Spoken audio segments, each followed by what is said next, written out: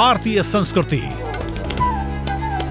रंगों का संगम, भावों का समंदर, इतिहास की गाथा, परंपराओं की ज्वाला और धरोहर का अथाह सागर है। हमारी संस्कृति देश की सॉफ्ट पावर का सबसे मजबूत हस्ताक्षर है। योग, आयुर्वेद, भारतीय दर्शन, साहित्य, कला और संगीत जैसे अनेक क्षेत्रों में भारत की अमूल्य देन ने पूरे विश्व को प्रभावित किया है। इंदिरा गांधी राष्ट्रीय कला केंद्र भारत की इस समृद्ध संस्कृति को दुनिया के सामने लाने का प्रयास कर रहा है।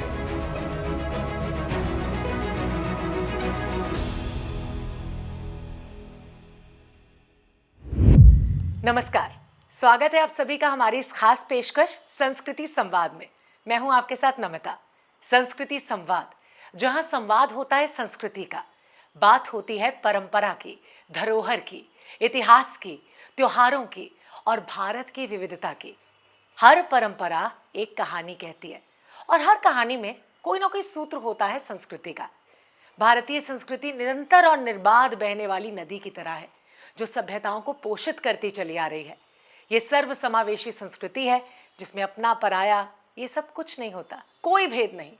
भारतीय संस्कृति की इसी विराट स्वरूप की झलक आपको दिखाने की कोशिश का नाम है हमारा कार्यक्रम संस्कृति संवाद। तो आगे बढ़ने से पहले आज के एपिसोड की झलकियां देख लेते हैं। आईजीएनसीए के कला निधि प्रभाग ने आचार्य हजारी प्रसाद द्विवेदी स्मृति व्याख्यान का आयोजन किया।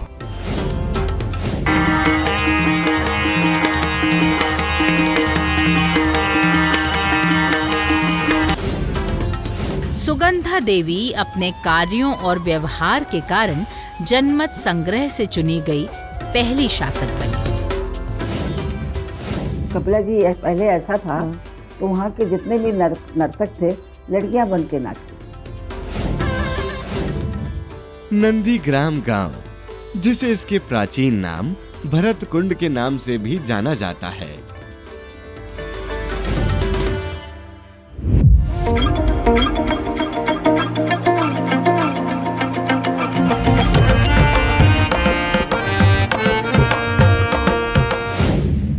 झलकियों से तो आप समझ ही गए होंगे कि क्या कुछ खास है आज के एपिसोड में। वैसे बीते हफ्ते आईजीएनसीए मुख्यालय और क्षेत्रीय केंद्रों में कई सारे महत्वपूर्ण कार्यक्रमों को आयोजित किया गया। संस्कृति संवाद के पहले सेगमेंट साप्ताहिक सुर्खियां में हम आपको बताते हैं कि आईजीएनसीए द्वारा आयोजित प्रमुख कार्यक्रम कौन कौन से रहे लास्ट वीक में। तो आइए नजर डालते हैं इस हफ्ते की सुर्खियों पर। आईजीएनसीए के कला निधि प्रभाग ने आचार्य हजारी प्रसाद द्विवेदी स्मृति व्याख्यान का आयोजन किया। इस व्याख्यान का विषय था आदि शंकराचार्य का भारतीय ज्ञान परंपरा में योगदान। कार्यक्रम में वक्ता के रूप में उपस्थित जवाहर नेहरू विश्वविद्यालय के प्रोफेसर रामनाथ झा ने अपने संबोधन में कहा, उनका जितना नॉलेज सिस्टम है वो आज का जो लेटेस्ट रिसर्च मेथोडोलॉजी है उस रिसर्च मेथोडोलॉजी के बेस पे सारा है। आज भी उनका टेक्स्ट आप पढ़ेंगे तो आज उनसे ज़्यादा आगे कोई रिसर्च मेथड नहीं है। तो उन्होंने जो भी बात कही वो तर्क पे कही। वहीं इस व्याख्यान में उपस्थित आईजीएनसीए के सदस्य सचिव डॉक्टर सच्चिदानंद जोशी ने कहा, आने वाली पीढ़ी को निस्संदेह आचार्य शंकर का महत्व जानना चाहिए। उन्हें ये भी जानना चाहिए कि भारत की जो भावात्मक एकात्मता है उसमें शंकराचार्य जी का कितना महत्वपूर्ण योगदान है। उन्हें ये भी जानना चाहिए कि भारत की ज्ञान परंपरा में जिसमें कि समूची वैज्ञानिकता है, सिर्फ दार्शनिकता ही नहीं है, वैज्ञानिकता भी है, उसमें शंकराचार्य का कितना महत्वपूर्ण योगदान है। कार्यक्रम में आईजीएनसीए के कला निधि के विभाग अध्यक्ष प्रोफेसर रमेश चंद्र गौड़ ने भी अपने विचार साझा किए। 78वें स्वतंत्रता दिवस के अवसर पर HCL कॉन्सर्ट्स और गुरुकुलम फाउंडेशन ने इंदिरा गांधी राष्ट्रीय कला केंद्र के साथ मिलकर दूसरे वैश्विक कर्नाटक संगम का आयोजन किया। इस आयोजन में आईजीएनसीए के अध्यक्ष राम बहादुर राय मुख्य अतिथि के रूप में उपस्थित रहे। कार्यक्रम का मुख्य आकर्षण था प्रसिद्ध कलाकारों द्वारा प्रस्तुत 100 स्ट्रिंग्स थीम पर आधारित संगीतमय प्रस्तुति।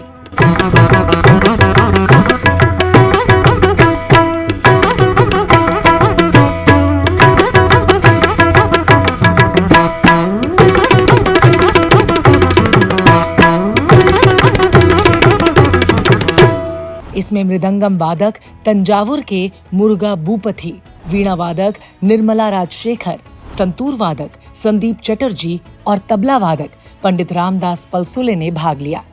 इस कार्यक्रम में भारत की समृद्ध संगीत विरासत और सांस्कृतिक एकता का उत्सव मनाया गया।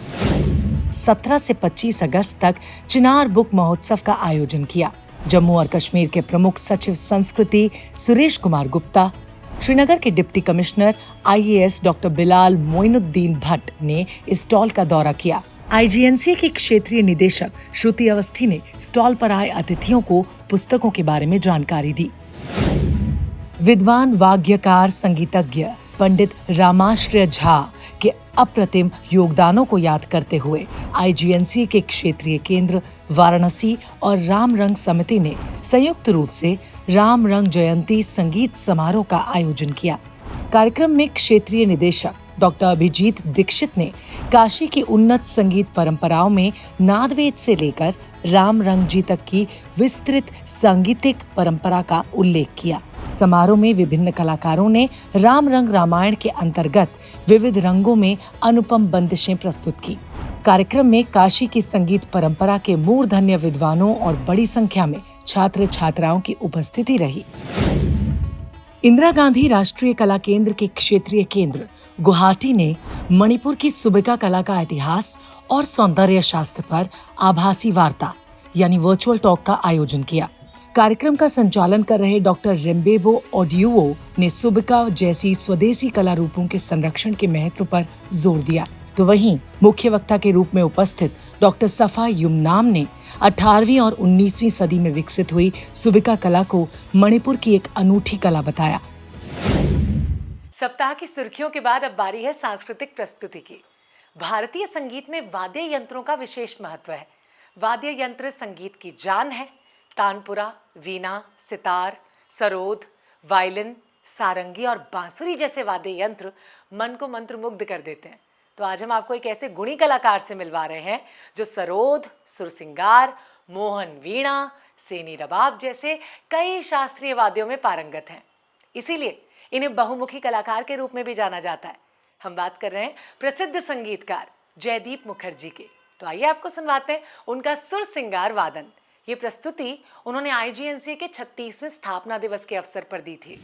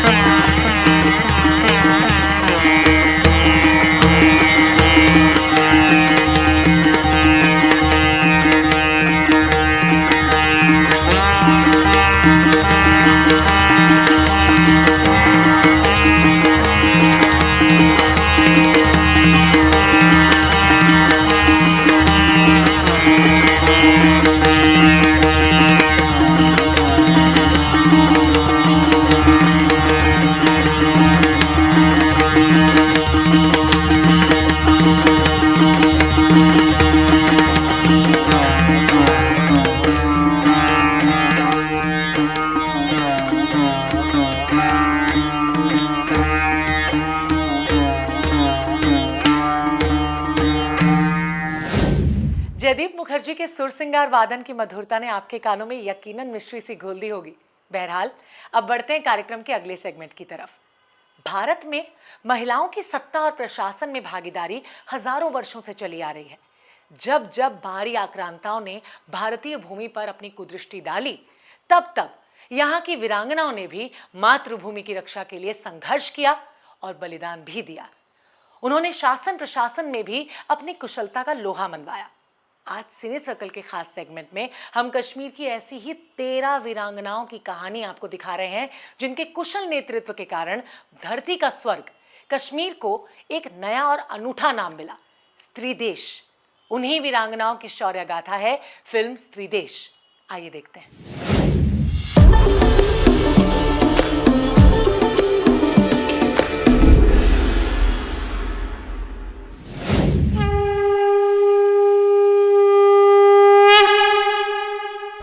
राजा अवंती वर्मन, जिनके नाम पर अवंतीपुरा आज भी स्थित है, के पुत्र शंकर वर्मन ने राजगद्दी संभाली और समय ने एक बार फिर करवट ली।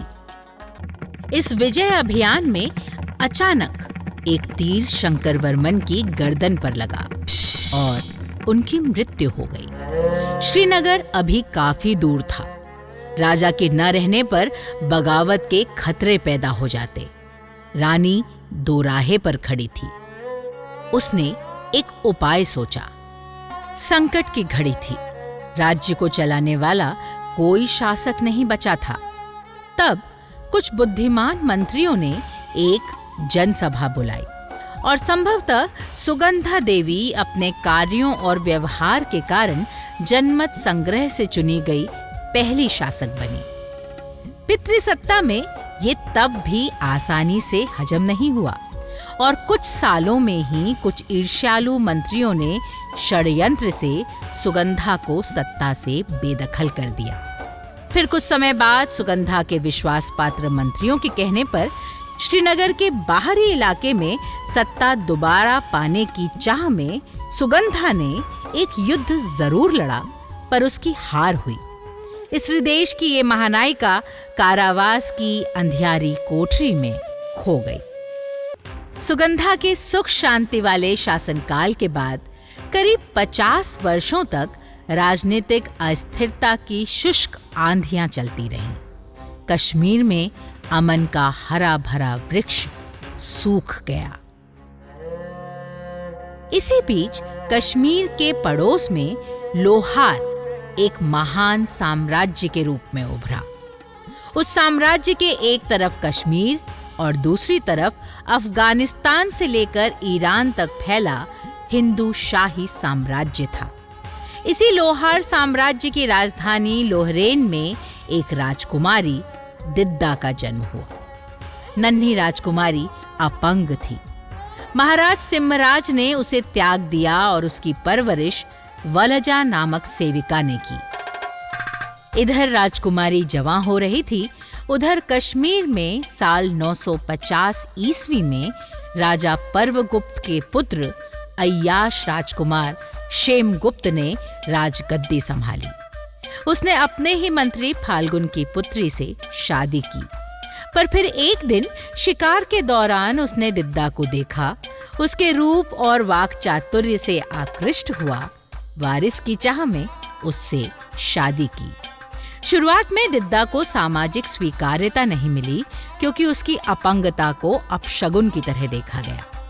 फिर भी दिद्दा ने शासन में हाथ बटाया और फिर क्षेमगुप्त की चाहत और दिद्दा के लिए सम्मान इस कदर बढ़ा कि उसने अपने नाम के आगे दिद्दा का नाम लगाना शुरू किया। राजा क्षेमगुप्त से दिद्दा को एक पुत्र हुआ, अभिमन्यु। अभिमन्यु अभी छोटा ही था कि क्षेमगुप्त की असमय मृत्यु हो गई। दिद्दा दोराहे पर खड़ी थी। ऐसे में क्षेमगुप्त और दिद्दा के विश्वास पात्र मंत्री नरवाहन की सलाह और अपनी सूझबूझ से सती होने की बजाय राज्य की बागडोर अपने हाथों में लेने का फैसला उसने लिया। दिद्दा को प्रजा का पूरा सहयोग मिला। उसने राज्य की सीमाओं को सुरक्षित रखने के लिए कई युद्ध लड़े और एक भी नहीं हारी। स्त्री देश कश्मीर की इन 13 असरदार स्त्रियों की कहानियां न जाने कहां गुम हो गई। कभी राजसत्ता, कभी पितृसत्ता, तो कभी स्त्रियों ने खुद इन्हें वो महत्व दिया ही नहीं जिनकी वो हकदार थीं। लोक कथाओं से भी ये कैसे और कब धूमिल हुई किसी को खबर ही नहीं लगी। आज स्त्री देश की इन स्त्रियों और उनके कार्यों को समझने के बाद ये बात दावे से कही जा सकती है कि इन वीरांगनाओं ने कश्मीर और देश दुनिया को वो सब दिया जिसके लिए हमें इनका कृतज्ञ होना चाहिए था, और हम इन्हें ही भुला बैठे। इन स्त्रियों की कहानियां हमारी लोक कथाओं में शामिल होनी बेहद जरूरी है, ताकि न सिर्फ कश्मीर की बल्कि सभी लड़कियां इन महानायिकाओं में अपनी रोल मॉडल देख पाएं। इस फिल्म को देखकर आपको जरूर गर्व की अनुभूति हुई होगी कि भारत में प्राचीन काल से ही महिलाओं का कितना योगदान रहा है। बात चाहे घरेलू मोर्चे की हो, युद्ध के मोर्चे की हो या फिर कला क्षेत्र की, महिलाओं ने हर जगह अपनी छाप छोड़ी है।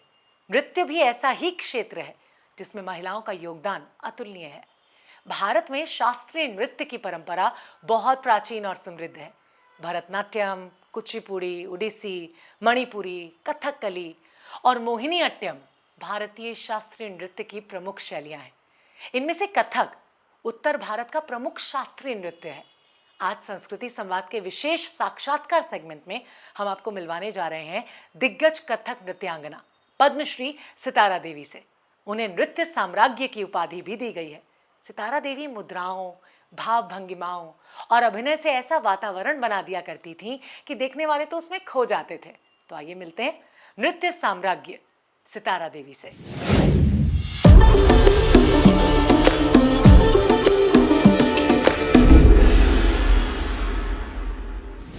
आपका बचपन, आपके पिताश्री का निवास स्थान,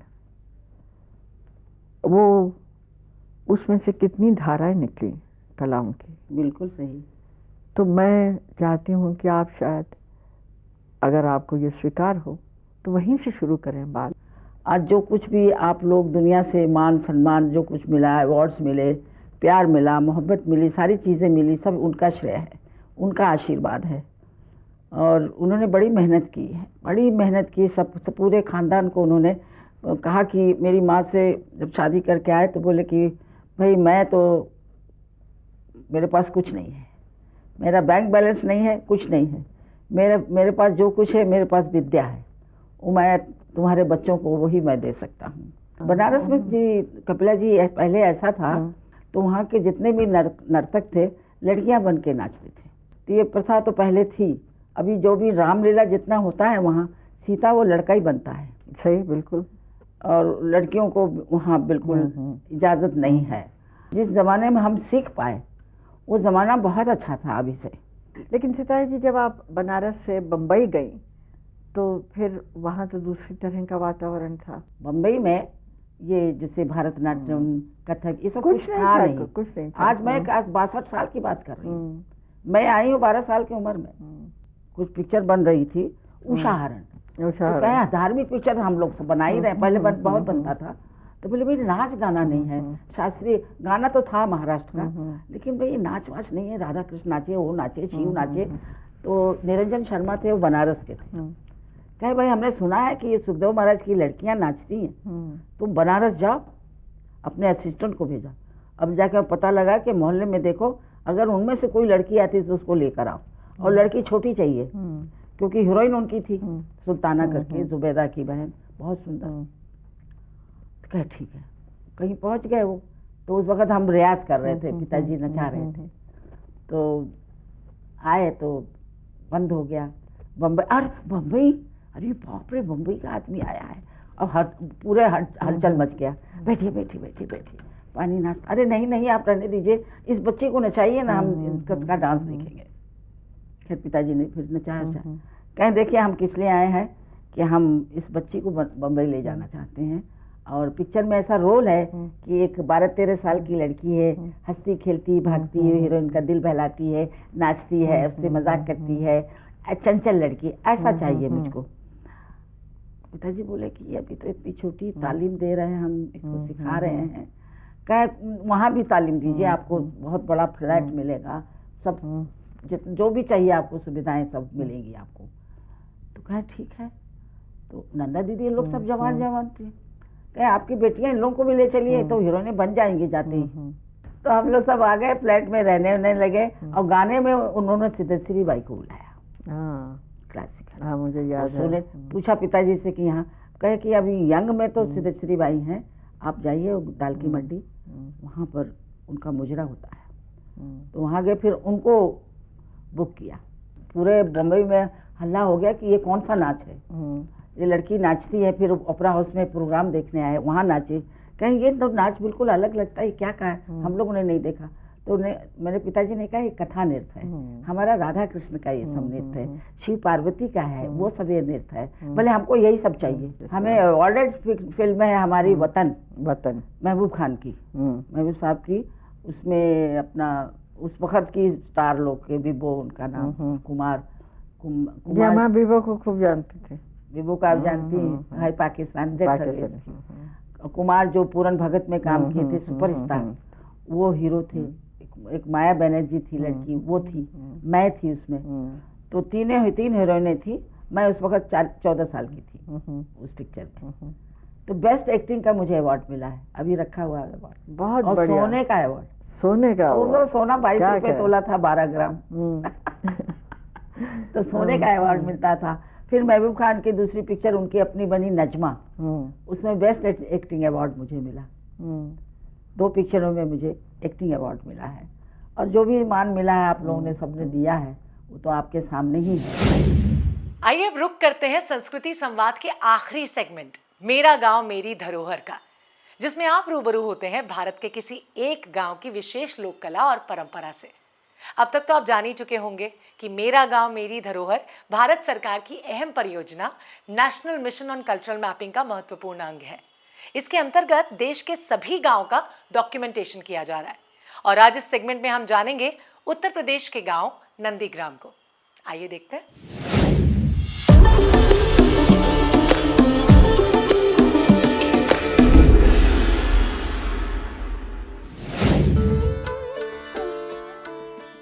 नंदीग्राम गांव, जिसे इसके प्राचीन नाम भरत कुंड के नाम से भी जाना जाता है, भगवान राम के वनवास के दौरान राजा भरत ने राज्य की राजधानी अयोध्या के बजाय नंदीग्राम से शासन किया। नंदीग्राम गांव की आबादी 1689 है। खेती और पर्यटन गांव में आय का मुख्य स्रोत है। गांव की मुख्य फसल गेहूं और बाजरा है। ये गांव बरगद, पीपल और जामुन के पेड़ों से समृद्ध है। नंदीग्राम में प्राचीन भरत कुंड भी है, जो 52 एकड़ में फैला है। रामायण के दृष्टिकोण से इस स्थान का बड़ा महत्व है। राम जन्मभूमि से तकरीबन 14 किलोमीटर दूर स्थित है नंदीग्राम। नंदीग्राम के स्वर्णिम इतिहास के प्रतीक यहाँ पर बने कुछ प्राचीन मंदिर हैं, जैसे कि राम भरत मंदिर। यहाँ एक गुफा भी है, जहाँ भरत जी ने तपस्या की थी। भरत हनुमान मंदिर, जहाँ भरत व हनुमान जी की भेंट हुई थी। राम जानकी मंदिर, यहाँ प्रभु राम तथा जानकी माता एक दूसरे के समक्ष आए थे। नंदीग्राम में एक पिचसी मंदिर है। यहीं पर राम जी का मंदिर है, जहां भरत जी ने उनके पादुकों को विराजमान कर 14 साल उनकी पूजा की थी, जिसमें लोग दूर दूर से पिंड दान करने आते हैं। ये मेला रामनवमी और नवरात्रि में लगता है। नंदीग्राम के दिन की शुरुआत पूजा आरती तथा मंदिर में बजती घंटियों की मधुर वाणी और सुगंधित धूप द्वीप से होती है।